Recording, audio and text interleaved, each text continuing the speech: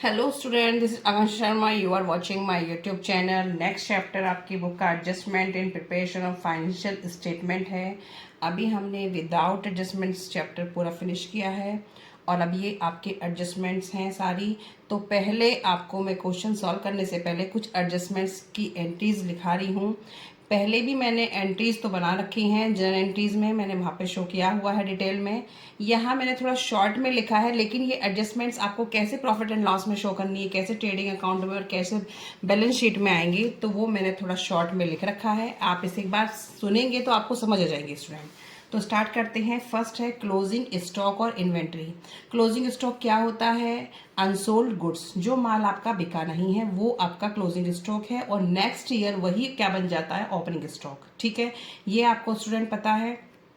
Closing stock आपका कहाँ आता है? अभी आपने इतने सारे क्वेश्चन किए हैं तो उसमें पता था आपको किधर आता? ट्रेडिंग अकाउंट में आता था, ये क्रेडिट साइड में। ठीक है, और फिर आप बैलेंस शीट में शो करते थे, बैलेंस शीट में आप शो करते थे असेट साइड में। ठीक है, क्लोजिंग स्टॉक ट्रेडिंग अकाउंट में आता है तो फर्स्ट इसकी जो क्लोजिंग एंट्री है क्या होगी? Closing stock account debit to trading account, क्योंकि मेन ट्रेडिंग अकाउंट में किस साइड आता है? क्रेडिट साइड में। तो ट्रेडिंग अकाउंट क्रेडिट हो रहा है, किससे हो रहा है? क्लोजिंग स्टॉक से। Closing stock recorded, closing stock credit side of trading account, asset side in the balance sheet. तो सिंपल ट्रांजेक्शन है, अगर एंट्री में आए तो आप इस तरीके से मेंशन कर देना। ठीक है, आउटस्टैंडिंग एक्सपेंस, ये भी मैंने जनरल एंट्री में बता रखे हैं। आउटस्टैंडिंग क्या होते हैं? Due but not paid. लेकिन आपको ये है कि आपको प्रॉफिट एंड लॉस में किस तरीके से शो करने हैं। आउटस्टैंडिंग एक्सपेंस आपके क्या होते हैं? जो दिए नहीं हैं। ठीक है, तो एक्सपेंस अकाउंट डेबिट, एक्सपेंस जो भी हो, सैलरी अकाउंट हो या रेंट अकाउंट हो या वेजेस अकाउंट हो, जिसके बारे में भी बोल रखा है वो अकाउंट आपका यहीं पे आएगा। To outstanding expense account. ठीक है, तो फर्म की क्या हो गई है? लायबिलिटी बढ़ गई है, तो ये एंट्री बन जाएगी आपकी। अगर रेंट है तो rent account debit to outstanding rent account. Outstanding expense provided, अब ये आएगा कैसे? क्योंकि ये आपने दिया नहीं है, तो प्रॉफिट एंड लॉस के डेबिट साइड में सैलरी लिखेंगे, प्लस आउटस्टैंडिंग एक्सपेंस जो नहीं दिया आप उसे भी प्लस करके दिखाएंगे, क्योंकि आपका जो प्रॉफिट एंड लॉस है वो पूरा बनाएंगे।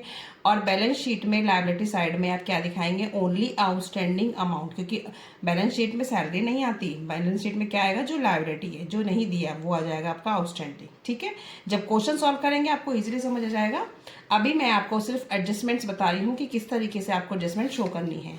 नेक्स्ट है प्रीपेड एक्सपेंस। प्रीपेड एक्सपेंस को अनएक्सपायर्ड एक्सपेंस भी बोलते हैं।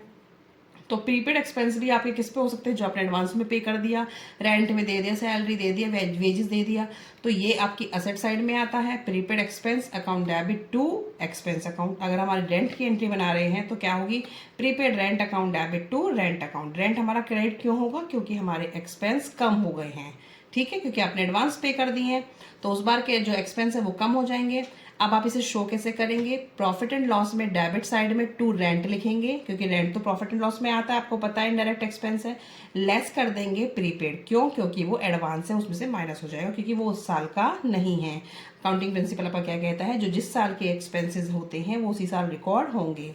ठीक है, बैलेंस शीट, बैलेंस शीट में किस साइड दिखाएंगे? असेट साइड में प्रीपेड रेंट दिखाएंगे, ओनली प्रीपेड रेंट। ठीक है, एक्रूड और आउटस्टैंडिंग इनकम। ठीक है, एक्रूड इनकम क्या होती है? Income earn but not receive, earn तो कर लिए लेकिन अभी रिसीव नहीं हुई, तो ये असेट साइड में शो होती है। ठीक है, तो इसकी एंट्री क्या बनेगी? Accrued income account debit to income. अब ये इनकम आपकी रेंट से रिलेटेड है, किससे रिलेटेड है? तो आप इसे क्या लिखेंगे? Accrued income account debit to income. Income आपकी रेंट, कमीशन कुछ भी हो सकता है। प्रॉफिट एंड लॉस में क्रेडिट साइड में बाय इंटरेस्ट, अगर इंटरेस्ट एक्रूड है तो बाय इंटरेस्ट ऐड कर देंगे एक्रूड इंटरेस्ट। बेशक वो मिला नहीं है लेकिन आप उसे ऐड करके दिखाएंगे। ठीक है, उसके बाद बैलेंस शीट में असेट साइड में ओनली एक्रूड इनकम ही आएगा। ठीक है, समझ आ गया आपको? क्योंकि ये इनकम है तो प्रॉफिट एंड लॉस के क्रेडिट साइड में अगर interest receive by interest add कर देंगे एक्रूड इंटरेस्ट, बेशक वो नहीं मिला है उसे ऐड करके दिखाएंगे, और बैलेंस शीट में असेट साइड में। ठीक है, इसके अपोजिट है अनएक्रूड और इनकम रिसीव्ड इन एडवांस, ये लायबिलिटी साइड में होती है। Income account debit to income received in advance, तो इसकी एंट्री तो ये बनेगी, अगर कमीशन मिला है तो commission account debit to commission received in advance.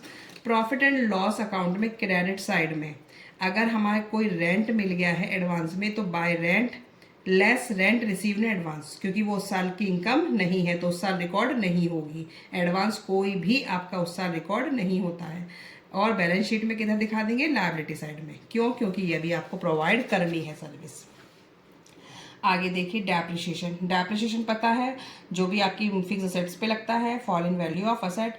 Depreciation account debit to asset account और profit and loss account debit to depreciation account. तो प्रॉफिट एंड लॉस में डेप्रिसिएशन में डेबिट साइड में आएगा और बैलेंस शीट में असेट साइड में जिस पे भी डेप्रिसिएशन लगा है वो माइनस होके आएगा। असेट मशीनरी पे लगा है तो मशीनरी